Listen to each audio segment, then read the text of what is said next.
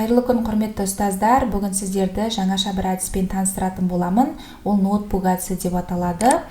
Сабақта оқушыларға жұптық, топтық тапсырма ретінде ноутбук әдісін қолданып көрсеңіздер болады. Оқушылар экранына тапсырма орындап есептер шығарады, ал мұғалім оны тексеруге болады, түзетулер енгізуге болады, сонымен қатар бал қоюға болады.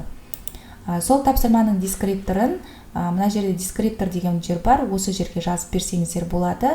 Бір емес бірнеше рет қолдануға болады. Принтеріңізден шығарып алып, ламинаттап алсаңыздар бірнеше рет қолдануға болады.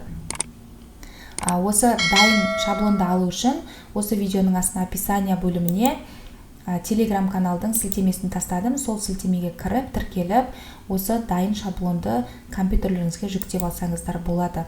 Осы видео пайдалы болса, лайк басып, пікір қалдыруды ұмытпаңыздар. Алдағы уақыттарда тағы да пайдалы ақпараттармен міндетті түрде бөлісе отыратын боламын.